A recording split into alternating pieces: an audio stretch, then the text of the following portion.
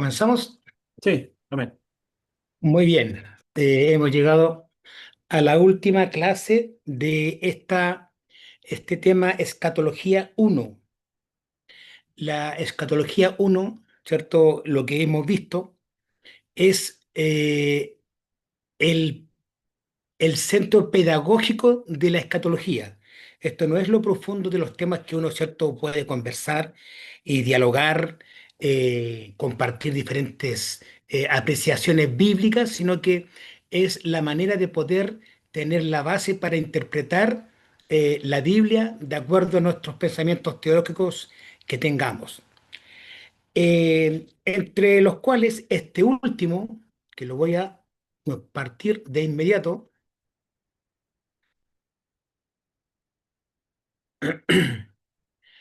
es lo que nos hace separar y entender bajo nuestra mirada práctica en lo que vivimos, en lo cotidiano, en la iglesia y por supuesto en lo pastoral. Cuando uno habla de estos temas, aunque uno tenga cierta postura firme o medianamente, uno no puede como líder, como pastor, a veces exponer algo que discutido bíblicamente como que fuera la última forma de ser, sino que el pastoral debe ser siempre, eh, como se dice la palabra, unificar ciertos los pensamientos, tratar de que la gente, la hermandad pueda aprender y pueda avanzar, más que sea un punto de retroceso o un punto conflictivo o de división, ¿cierto?, a la congregación, la hermandad, los líderes, los cristianos. En el día de hoy vamos a hacer un análisis, obviamente igual de ambas postulados, pero bajo este prisma del impacto práctico pastoral de ambas visiones. Eh, la escatología no es solo una rama académica de teología, de estudio bíblico, sino que toca directamente la vida espiritual y pastoral de la iglesia. Tal vez en estas clases pedagógicas uno puede dialogar menos, pero cuando uno entra en materia, que va a ser escatología 2, es 90% diálogo entre todos. De esa manera podemos enriquecer, aprender y también corregir algunas cosas que estén en cierta manera desviadas, pero no equivocadas. La manera en que se concibe el futuro influye en la forma en que los creyentes esperan la segunda venida. Entonces aquí está este primer punto que vamos a ver es bajo los postulados, la esperanza gloriosa, ¿cierto?, de la venida de Cristo a secas, la venida de Cristo. Entonces, la teología del pacto, su expectativa se centra en la consumación final del reinado de Cristo, en la cual ya está presente, según ellos, de manera espiritual y desde su resurrección y ascensión. Entonces, los creyentes viven con la convicción de que Jesús gobierna actualmente desde el cielo y que la historia avanza hacia el día en que toda rodilla se doblará delante de él. Entonces, es lo que tenemos que reforzar en nuestros estudios bíblicos, es lo que tenemos que reforzar en nuestra congregación. De esta manera, la espera no siempre se percibe como inminente en términos cronológicos, sino que como una confianza en el proceso de redención que se despliega hasta el juicio final y la resurrección de los muertos. Por tanto, esta perspectiva teológica eh, lo que debe hacer énfasis en recoger estos temas, esperar, estar orando, unánimes, velar, estar atentos a estos momentos que ellos postulan que están viviendo ya con el Señor. Y el llamado es a meterse más todavía en la vida espiritual de Dios. En cambio, la dispensación enfatiza una expectativa, claro, inmediata, inminente y constante de regreso de Jesucristo, especialmente esa variante pre-tribulación que podría marcar algunas cosas positivas y algunas cosas no muy positivas. El arrebatamiento puede ocurrir en cualquier momento. Por tanto, si ese pensamiento se vive o implícitamente en la congregación o no, nuestro deber es que siempre mantengamos a la hermandad fresca bajo este prisma. Y en ese sentido, eh, este sentido de urgencia marca profundamente la vida espiritual del creyente. Y si el creyente está pensando en esta posición, en este postulado, no debemos tampoco enfriarlo, minimizarlos. Al contrario, debemos apoyarlo, debemos entregarle más herramientas, más palabras para que él se mantenga fiel y fresco en este postulado, ya que esto cultiva de alguna manera la vigilancia, el anhelo, ese anhelo ardiente y, por supuesto la preparación para ser hallado fiel en el momento del encuentro con el Señor en las nubes. Y este énfasis de la dispensación imprime un carácter claro, como dije, de inminencia y de motivación, no como diría esos hombres que motivan a la iglesia, sino que mantenerlo atento, continuo para vivir en santidad. Entonces, respecto de la teología práctica, pastoral, ¿cierto?, de la venida del Señor, si lo sintetizo, la teología del pacto ve la historia como un despliegue continuo de la victoria de Cristo hacia su consumación, mientras que la dispensación imprime un sentido de urgencia, alerta constante frente a la inminencia del arrebatamiento y segunda venida. Sea cual fuere, porque usted en su congregación, un líderes, a veces vivimos en una misma congregación, una misma iglesia, sea pequeña o grande, y hay diferentes postulados dentro de la misma. La idea no es que matemos una y vivamos la otra. El pastoral debe ser siempre coherente con ambas y darle fuerza a ambas para que la fe de ellos no decaiga. Ya cuando alguien crece lentamente, uno le puede ir dando un poquito más de puntos concretos, pero de esta manera se plasma en la gente los postulados pastorales. Segundo punto de esta experiencia, ¿cierto?, cristiana que vimos en la teología, ¿cierto?, respecto de la segunda venida. Ahora, ¿cómo yo motivo la santidad? ¿Cómo yo motivo el hacer misiones? ¿Cómo yo motivo el hacer evangelización, evangelismo en Chile, en las calles, en cualquier momento? ¿Cómo yo bajo esta perspectiva de teologías distintas, de diferentes postulados, yo cómo a mi hermandad, a mis líderes los motivo? Sabiendo que algunos, como dije antes, tienen unos pensamientos y otros otros, y algunos son un poquito desordenados como teología, pero ¿cómo yo motivo a que permanezcan fieles, santos y cumpliendo la misión? Claro, y ambas visiones impactan en la ética cristiana, aunque lo hacen de manera un poquito distinta. La teología del pacto resalta la continuidad del pueblo de Dios y el llamado a vivir en fidelidad al pacto de la gracia. El creyente es exhortado, motivado a reflejar siempre la santidad de Dios, por supuesto, en medio de nuestras culturas, perseverando en medio a veces de dificultades, de vicisitudes, de pruebas, y trabajando en la iglesia, en la misión, en el evangelismo, por supuesto, de la iglesia, bajo el reinado actual de Cristo como ellos postulan. Si la teología del pacto postula que ya estamos con Cristo, entonces sigamos fortaleciendo esa santidad con Cristo hoy, ser fieles y santos hoy bajo nuestra mirada diferente.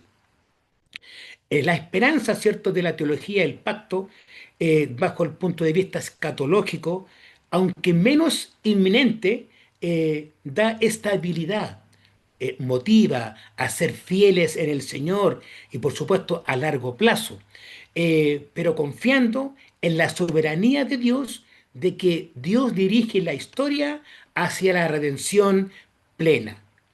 Entonces, en esta motivación de santidad y misión, como lo mira la teología del pacto, como lo mira la dispensación, ellos utilizan, ¿cierto?, esta palabra inminente, retorno de Cristo, como el motor de santidad. Entonces ellos dicen, como Cristo va a venir a buscarme antes, yo debo estar preparado, debo estar fiel, debo estar a cuenta con el Señor. Y como líderes cristianos no debemos coartar ni el otro punto de vista ni este, al contrario, debemos animarlos a que siempre permanezcan en santidad, fieles, ¿cierto?, con Cristo el Señor y por supuesto con la hermandad y la congregación. Hay un texto en Primera de Juan 3:2, dice que sabemos cuando Él se manifieste, seremos semejantes a Él. Y todo aquel que tiene esta esperanza, Él se purifica a sí mismo. Entonces, son centrales de esta perspectiva. Eh, la urgencia de la dispensación, la urgencia del arrebatamiento inminente, se traduce en un llamado a no descuidar la vida espiritual y a predicar con diligencia el Evangelio de Jesucristo, porque el tiempo para ellos, la dispensación, es corto, porque saben que es corto que Cristo viene a buscarlos en el arrebatamiento o en la segunda venida, sea en uno o en otro, y también sea en la teología del pacto de dispensación, siempre debe estar esta frescura de santidad y misión en ellos. Evangelizar se ve tal vez reforzado por la expectativa de que Cristo viene pronto. Si ustedes se han fijado, normalmente, la teología de la dispensación, los líderes, son un poquito más como mantienen esa mística de que por favor vengan a Cristo con manera desesperada porque Cristo viene a buscar a su iglesia. Teología del pacto lo vive en manera espiritual, controlada, pero lo hace igual. No debemos aplacar ni al uno ni al otro. Al contrario, debemos aún más motivarlos a ellos a seguir evangelizando y a seguir, ¿cierto?, permaneciendo en santidad. Así, mientras el pacto subraya la fidelidad perseverante en la historia, según ellos, ¿cierto?, la dispensación añade una chispa de urgencia evangelizadora y purificadora que se apoya en la inminencia. Ambas son válidas, pero el deber nuestro es siempre mantener la frescura de la santidad y siempre estar evangelizando a toda persona, que es lo que Cristo quiere para todos, sean salvos de todo. El tercer punto, veremos seis, el tercer punto, esas diferencias que están en la predicación y discipulado. También es bastante notoria esta separación. La forma de predicar, de discipular, también se ve afectada por la visión escatológica. Es muy marcado, hasta muy visible, cuando predica un dispensacionalista de una teología del pacto. No sé si ustedes se han dado cuenta, el teología del pacto es muy reflexivo, es muy bíblico, muy tranquilo, intenta que la Biblia siempre les hable a las personas en manera suave, controlada. En cambio, los de la dispensación intentan esa forma desesperada de rescatar almas y de que se conviertan a Cristo y estén santos para que Cristo venga, no que sea malo o bueno, son un poquito más expresivos, más fogosos, no que sea malo ni malo ni bueno, son más expresivos porque en su mente está la inminencia de Cristo. Entonces, también debemos estar, ¿cierto?, pendientes de esto, ya que la teología del pacto, la predicación, se enfoca en mostrar la unidad de la historia de la redención de Jesucristo. Cristo es presentado como el cumplimiento de todas las promesas y la iglesia como el pueblo que vive bajo su reinado. Aquí la aplicación pastoral tiende a centrarse en la perseverancia.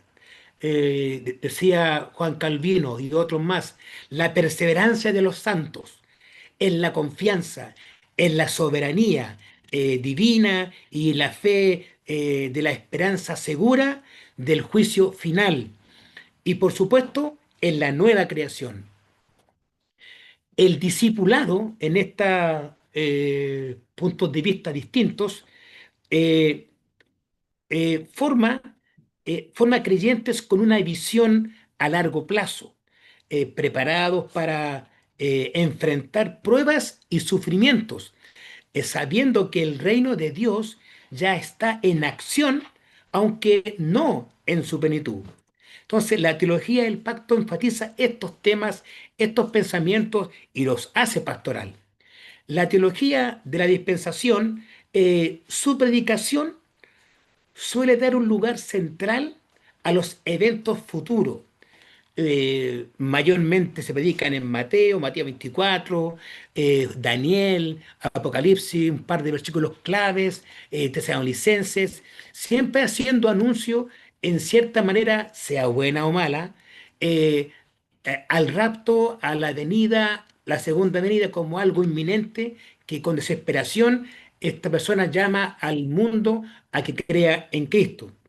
Esto se traduce, eh, claro, en predicaciones, en sermones que buscan despertar la urgencia, con desespero. Si usted, sí, hay unos más expresivos que otros, buscan expresar la urgencia de la conversión y la preparación espiritual. Y siempre, muchas veces, la iglesia, hay llamados espirituales para que la hermandad se compunja y crea al Señor. Sí, son muy válidos porque la necesidad de que el hombre se vuelva a Dios es esperanzadora para ser salvados por Cristo del pecado que hemos caído. Entonces, el discipulado se enfatiza eh, la separación del mundo. Si somos del mundo, pero aunque estamos en el mundo, no somos parte del mundo, donde la santidad personal tiene implicancias, por supuesto, y la proclamación del Evangelio como una prioridad absoluta. Muchos puntos de predicación, evangelismo, en el metro, en la calle, en los malls, donde quiera que uno se sienta llamado a predicar, uno lo hace sin vergüenza, sino que con esa necesidad inminente de rescatar al mundo. Entonces, ambos enfoques, aunque diferentes, enriquecen la vida pastoral. Y esto, esta última clase es esto, enriquecer uno como pastor, también enriquecer la vida del creyente, del hermano, que siente una vida plena en el Señor.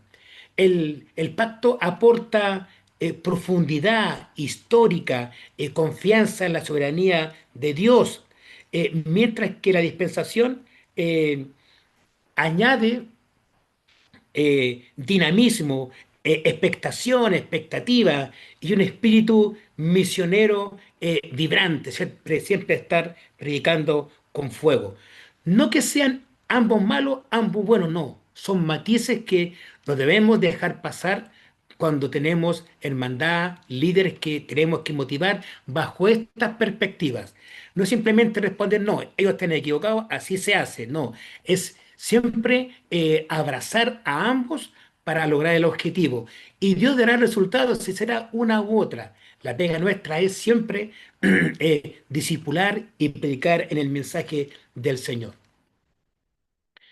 Vamos a la cuarta, la visión de la iglesia y del pueblo de Dios.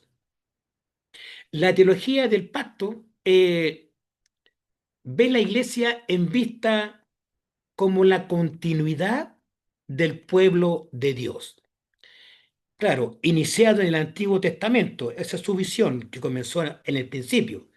Antiguo Testamento, Israel y la iglesia no son ciertas comunidades separadas, sino una sola familia. Eh, y esto bajo un mismo pacto de gracia que, que Dios dio y que se desarrolla progresivamente en la historia. Al igual que la dispensación, también es progresivo, pero bajo otras miradas. Esta visión pastoralmente se traduce en un fuerte sentido de identidad. Los creyentes de hoy son herederos de las promesas hechas a Abraham, llamados a vivir como un solo cuerpo bajo el señorío de Jesucristo. En la práctica, los pastores suelen resaltar la unidad de la comunidad, la importancia de la vida, una vida de pacto, como son el bautismo, la Santa Cena y otras actividades que se hacen, y la continuidad de las promesas divinas para que todos los creyentes en todas las generaciones hagan estas cosas. Y en contraste con la dispensación, eh, esta distingue de manera un poquito más clara, más específica, entre la relación Israel y la iglesia. Israel es el pueblo de Dios terrenal, mientras que, ¿cierto?, tiene promesas específicas, aún por cumplirse y una ya cumplida. Mientras que la iglesia es un ministerio revelado en el Nuevo Testamento, el pueblo celestial de Dios en la era actual. Ahora, pastoralmente, en la vía práctica, en la pastoral, esta perspectiva genera una identidad particular. La iglesia en esta posición no reemplaza a Israel, sino que tiene un rol único como cuerpo de Cristo, esperando su fuerte énfasis en la vida de la iglesia como embajadores o embajada del cielo en la tierra. Somos la embajada y cada cual, ¿cierto? Somos los embajadores, como decía el apóstol Pablo, embajadores en cadenas en la comunión entre creyentes y la expectativa de que Dios aún tiene un futuro para Israel, lo cual esto influye incluso en cómo se predica, en cómo se ve el plan de Dios en la misma historia. Esto es la visión de la iglesia y del pueblo de Dios. Sea una, sea la otra, nuestro deber es enseñar con cuidado, es enseñar con tranquilidad, con suavidad y no eliminar a una, sino que irlo haciendo coherentemente en el tiempo para que lo central no sea nuestras posturas de divisiones teológicas, sino que sea el resultado final de que Cristo vendrá por cada uno y cada uno también hará un trabajo como iglesia, como pueblo. Eh, Cuando venimos a la congregación, ¿cierto? Hay diferentes actividades. Si ustedes se han fijado, el año 1909 hasta el 1930, siempre las casas tenían floreros, tenían cortinas, y esas cosas domésticas se llevaban al templo. Y hasta el día de hoy muchas veces tienen floreritos, tienen maceteros, tienen mantenitas, como que es su casa. Son diferentes dinámicas de grupo que no están malas. No son malas, no son negativas. Otros tienen cruces, otros tienen otras cositas. No está mala, sino que es vivir como iglesia bajo la mirada que Dios nos está mostrando y quiere que vivamos. No podemos andar siempre discutiendo en la congregación como que somos sectarios y somos los únicos que nos vamos para el cielo, sino que debemos ser un pueblo de Dios coherente, lógico y muy sabio, o estar, ¿cierto?, en la vía de sabiduría.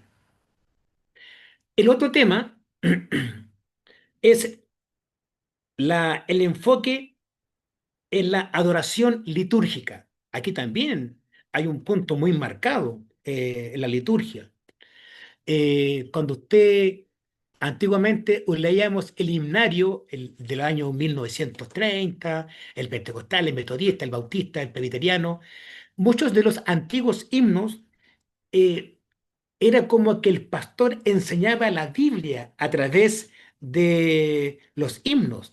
Había como algo que se empezaba a enseñar bíblicamente, era como la escuela bíblica cantada. Hoy día, claro, la cosa ha cambiado. Hoy día es un poquito distinto el mensaje de adoración, de canto. No es que esté malo ni uno ni el otro, sino que en aquella época era la manera que uno podía adoctrinar a la hermandad a través de un canto. Entonces, la teología del pacto, la adoración, se entiende como una continuidad con el modelo del pueblo de Dios, por supuesto, en la Biblia. Se resalta el principio regulador de la adoración. Solo debe hacerse lo que Dios ha mandado en su palabra. Y esto refleja en prácticas litúrgicas que vemos más estructuradas, con un fuerte lugar para la lectura de devocionales, exposición de las escrituras, el canto de salmos, el canto de himnos, claro, y la oración congregacional, también sacramentos entendidos como medios de gracia, ¿cierto? Pastorales. Ahora, ¿cómo, bajo esta perspectiva teológica del pacto, cómo se aplica la pastoral? Esta visión fomenta una adoración sobria, reverente y por supuesto centrada en la palabra, donde la iglesia es instruida en la fe y renovada en su pacto con Dios. Esa es la mirada de la adoración y la liturgia en la teología del pacto. En la dispensación, la adoración tiende a ser vista en términos de libertad bajo la gracia. Estos saltan, corren, gritan, la ven de otra manera. Y no es que estén equivocados, son otras expresiones.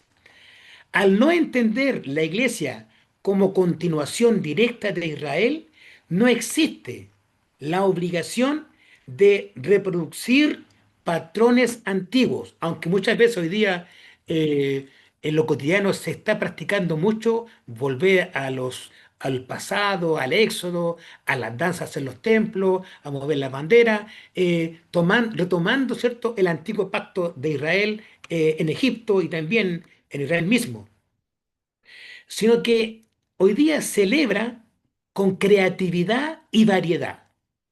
Unos más exagerados, unos menos exagerados, unos más revoltosos, otros menos revoltosos, pero la temática de ellos es esta, bajo este prisma. No estamos apegados a Israel, ya no somos esa liturgia cuadrada que ellos venían, que no sea mala ni buena, sino que se ven un poquito más libres, no estamos ligados a Israel, por tanto tenemos más libertad para hacer cosas. La liturgia eh, suele ser más reflexiva, dando lugar a la expresión cultural de cada congregación. Y por supuesto que hay mucha diferencia de denominaciones. Eh, con un fuerte énfasis en la alabanza como preparación para el retorno de Jesucristo. Y si aplicamos, ¿cierto?, pastoralmente, esto se refleja en cultos más dinámicos, con espacio para la música contemporánea, para testimonios y un enfoque más evangelístico.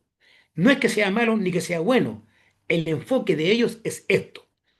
La adoración se vive como un anticipo de la reunión con el Señor en su venida y como un medio de edificación y comunión del cuerpo de Cristo en su peregrinaje presente. De esta manera, ¿cierto?, se diferencian los enfoques de adoración y liturgia entre la teología del pacto y la dispensación. Tienen ciertas miradas, ciertos enfoques de acuerdo a su raíz natural en el pensamiento teológico. La última, la actitud hacia la cultura y la sociedad.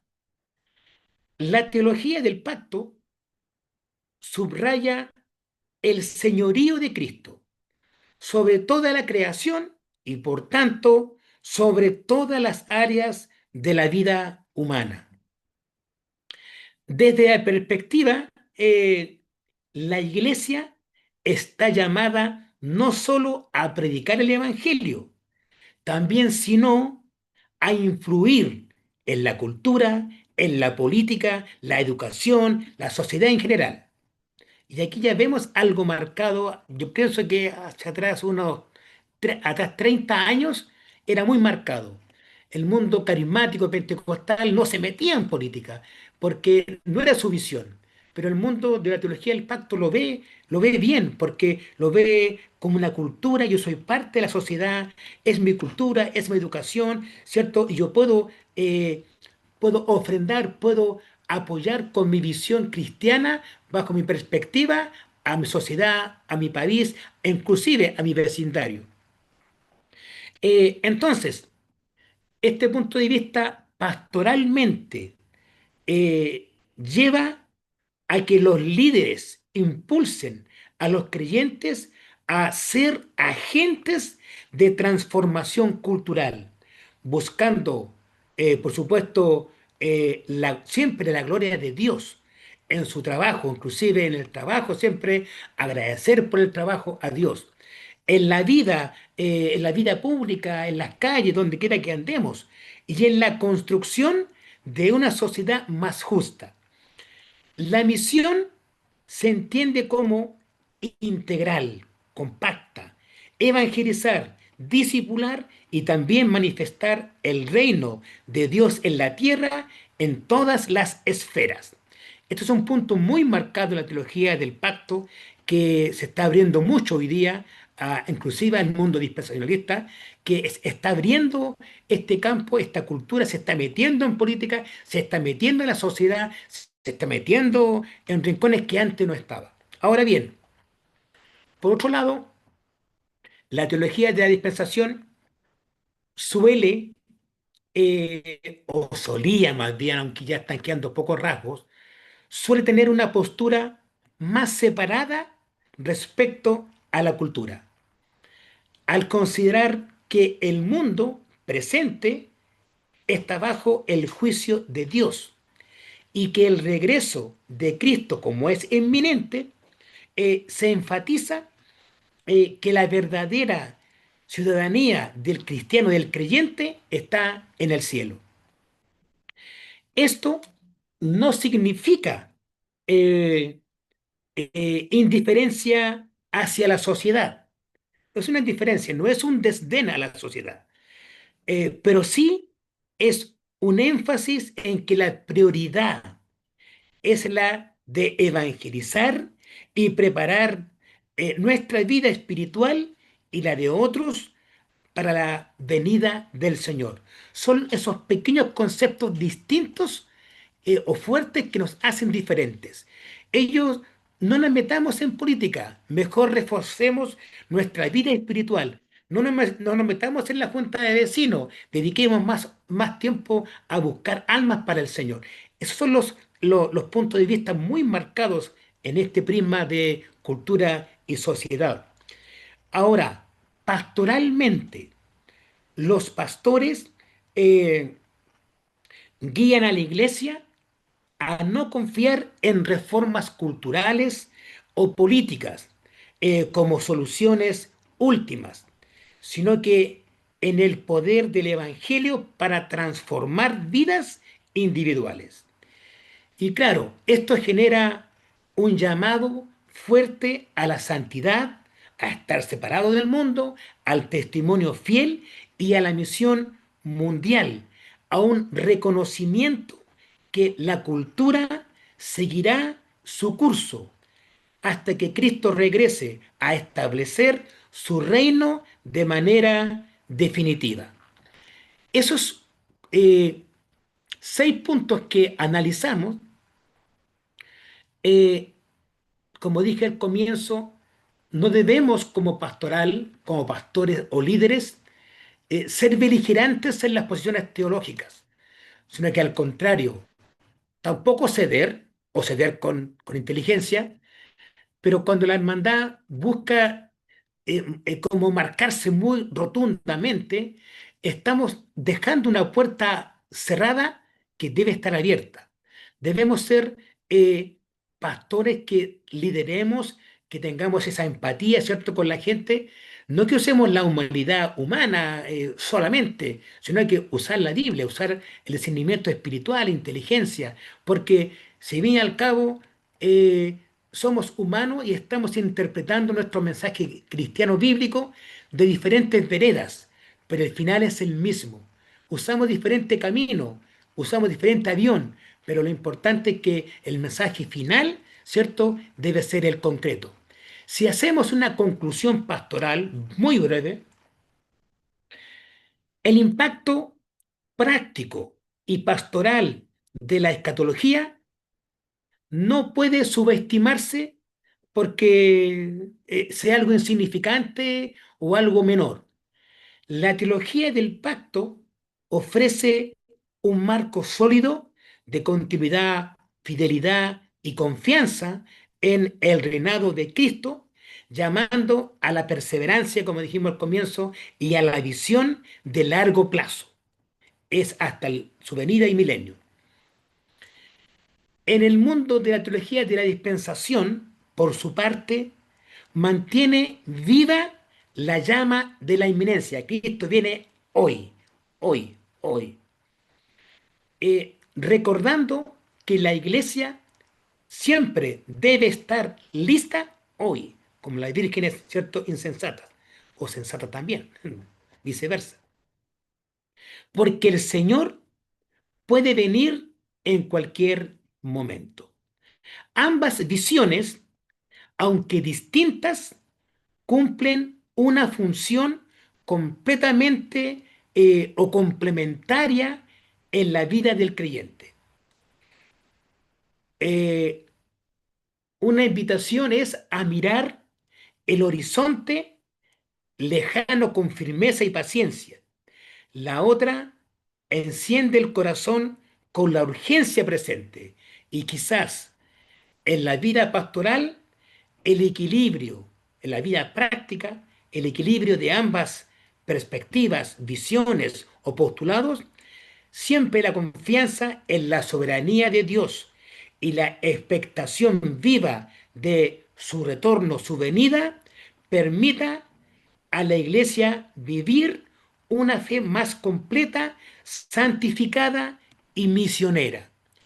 Eso es lo que en este curso terminamos con estos postulados pedagógicos de la escatología, teología del pacto y de la dispensación. Esto debe ser nuestro enfoque. En nuestra vida cotidiana vamos buscando nuestra marca, buscando nuestro sentido, buscando nuestra postura teológica, bíblica, encontrarse con esa, vivirla con esa, amarla, respetarla y también respetar la otra que a veces es distinta, salvo que ya hayan herejías que uno ya las puede visibilizar notoriamente. Pero esto es lo que yo hoy día quería comentarles. Ahora, ustedes ya tienen libertad, tienen 20 minutos si quieren para hacer preguntas. Preguntas de este curso pedagógico. Por ejemplo, yo aquí anoté 2 preguntas para dar una idea. Por ejemplo, cuando pregunta un teología del pacto a un dispensacionalista o cuando pregunta un dispensacionalista a un teología práctica. Ustedes pueden hacer ambas preguntas y ambas, como vimos la semana pasada, ambas respuestas se encuentran en los mismos pasajes bíblicos, solamente que de veredas distintas. Entonces, si usted tiene ahora que consultar, preguntar, Patricio, está cierto, tenemos para ello un par de minutos para poder responder alguna pregunta en este curso que hemos realizado. Dios le bendiga. Adelante, Patricio.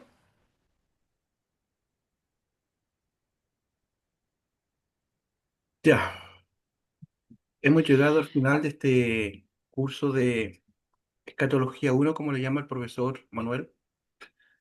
Eh, este es el momento para hacer alguna consulta, alguna pregunta.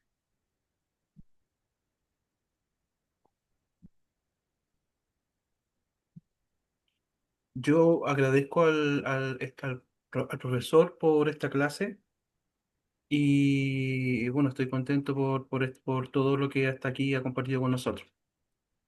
Si bien yo, bueno, esta es mi opinión personal, si bien yo no comparto, a ver, yo tomo, puede ser que yo tome a lo mejor algo de la teología del dispensación, o sea, del pacto y como que me inclino más por el dispensacionalismo, pero a veces yo me pongo a pensar, ¿qué pasaría? Porque todo esto al final son interpretaciones de hombres. Entonces y a veces los misterios del Señor son tan tremendos, y a veces me pongo a pensar, ¿y qué pasaría realmente si todo el mundo evangélico, o la mayoría del mundo evangélico, está convencido de que va a haber un rapto? ¿Y qué pasaría, digo yo, si no sucediera ese rapto? ¿Se han puesto a pensar en eso? ¿Qué pasaría con todas esas iglesias y todos esos hermanos que, que tienen puesta su fe en irse antes de una tribulación? Entonces yo creo que para ellos sería tremendo. En cambio, por ejemplo, yo pienso que particularmente, lo vuelvo a repetir, personalmente, yo pienso que la iglesia a lo mejor va a pasar por un periodo de tribulación, pero va a ser como el tiempo de Moisés, cuando Israel se podía decir que esas 10 plagas que vivió, eh, el que vivió, el que vivió la tribulación de alguna manera fue Egipto, porque el pueblo de Israel fue protegido. Yo Mm. pienso que con la iglesia podría pasar lo mismo. Ahora, si llegase, por ejemplo, suceder el arrebatamiento o rapto, qué mejor, ¿cierto? Pero yo Ujú. siento que la iglesia debería estar preparada con estos temas, tener una mente más amplia para poder entender en caso de saber qué hacer. Porque Amén. ¿qué pasaría si el enemigo, qué pasaría si el enemigo hace aparecer por aquí, por allá, mire lo que estoy pensando, hace por aquí, por allá, aparecer una cantidad de gente que supuestamente podrían ser, no sé, estoy especulando, demonios, y lo hace desaparecer. Y después viene y el engaño, ay, y la iglesia se quedó, ¿qué pasó? Y no creían en el arrebatamiento. ¿Y qué pasa? Yo me pongo a pensar en eso, hermano. Digo, qué terrible sería para esas personas que creen en el rapto y pensaran que se quedaron. Yo creo que sería muy terrible. Por eso yo invito a tener una mentalidad abierta. En el caso, si nos vamos, repito, si nos fuéramos en el arrebatamiento, en el rapto, gloria a Dios por eso. Pero también estemos preparados en caso ¿me entiendan? Por eso se da esta Amén. instancia de este estudio, para que podamos tener una mente abierta. No se trata de criticar a una teología o a la otra, sino que seamos inteligentes, que podamos tener esa sabiduría para vivir estos momentos, ¿ya? Vamos a pedir, bueno, ¿hay alguna pregunta, otra pregunta al respecto? O comentario. Bueno, referente a lo entregado, mi postura ha sido siempre dispensacionalista porque yo siempre, o sea, yo crecí en la iglesia pentecostal y sigo en la iglesia pentecostal. Ahí por lo general la influencia dispensacionalista es fuerte. Eh, Comparto algunos puntos de vista del pacto, tal vez la visión que ellos tienen de la escritura me encanta. Son así como bien relajados, bien bíblicos, son bien profundos. Pero yo sigo manteniendo esa postura. Es respetable todas las visiones. Pero el problema que yo veo que, como comentaba la otra vez, es la división que genera y casi siempre, yo he visto, no generalizando, la dispensación del pacto está relacionada más a corrientes así como calvinistas.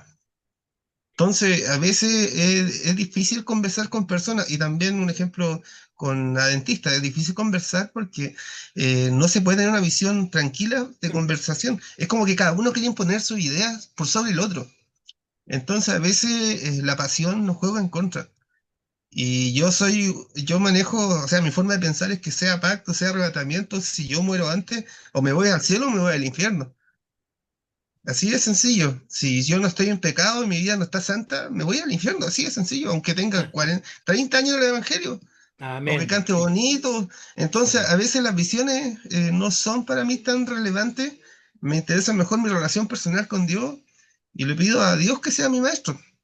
Porque así como han habido herejía en el pasado, pueden pasar herejía ahora. Y tal vez condenemos y crucifiquemos a personas que realmente van con un corazón sincero a aprender de la palabra del Señor y que fueron formados tal vez con otra teología.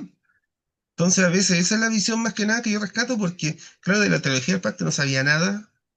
Acá pude aprender y tener las bases para poder, y más disculpar al profesor, pero que como con más dudas, con cosas como más, como que inició Esa es la un idea. camino. Esa es la Entonces, idea. como que te deja así como un paradigma. Igual el hermano Patricio, o sea, como lo formó, igual me dejó así como, hay que escudriñar más. De hecho, compré uno de los libros que recomendó. Entonces ya voy a empezar a leerlo. Entonces, ¿qué pasa? Que a la final despierta algo en nosotros y esto poder llevarlo también a las congregaciones es fundamental, porque hay muchos que de repente están esperando que Dios venga y se lo lleve y lo saque de toda su maldad, de lo que hay en el mundo, y a veces Dios nos quiere que seamos sal de la tierra y que sigamos expandiendo su reino, y ese no es que Él viene así como lo magnífico a rescatarnos, no. Él quiere que uno sea el factor de cambio. Entonces ahí, eso es lo que yo destaco y yo como pentecostal me hago responsable de lo que digo. O sea, siempre las predicaciones son Cristo viene, ten tu vida en santidad y como que te asustan. Yo me acuerdo cuando era niño, me asustaba y yo llegaba a puro orar y pedir perdón hasta de lo que me acordaba más insignificante. Y a veces se me olvida también hablar del amor de Dios, que fue la causa porque Él vino a este mundo. Y el proceso como lo salve está en la palabra y hay que confiar en lo que Él dijo. Esa es mi visión. Amén. Amén. Gracias, hermano José, por su comentario, muy atingente también e importante a lo que hoy día se pudo compartir. Gracias, hermano José. ¿Algún otro hermano o pastor que quiera comentar algo? ¿Alguna perspectiva quizás personal, compartir con nosotros? Aquí estamos para compartir, no estamos para criticarnos. Nadie se va a apuntar al otro porque piense distinto. Aquí estamos todos para pensar diferente, pero en lo que es en Cristo estar todo unánime, todo unido. Así que doy la palabra por si alguien quiere hacer alguna acotación o algún comentario o alguna pregunta al profesor. Buenas noches, hermano Patricio. Yo no pude estar en la clase, estuve un rato y se me acabó la batería, así que por eso hasta ahora estoy y alcancé a escuchar algo en la clase, sí, interesante. Por lo menos ahora hasta ahora no tengo ninguna pregunta, porque estoy de acuerdo en general con todo lo que el profesor ha enseñado. Que el Señor les bendiga. Amén. Gracias, Pastor Daniel.